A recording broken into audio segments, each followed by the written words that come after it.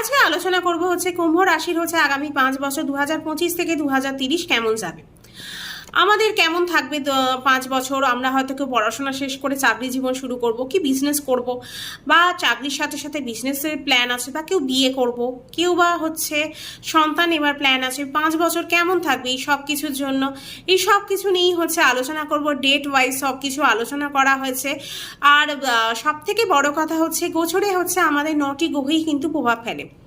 9টি গ্রহের মধ্যে কিন্তু 4টি গ্রহর প্রভাব কিন্তু সব থেকে বেশি, যেমন বৃহস্পতি, রাহু, কেতু আর শনিদেব। এই 4টি গ্রহ হচ্ছে আমাদের লাইফে অনেক বেশি প্রভাব ফেলে, কেননা এরা হচ্ছে একটি ঘরে হচ্ছে অনেক দিন ধরে স্টে করে। বৃহস্পতি দেব 1 বছর, রাহু কেতু হচ্ছে 1.5 বছর করে থাকে, আর শনিদেব হচ্ছে 2.5 বছর থাকে।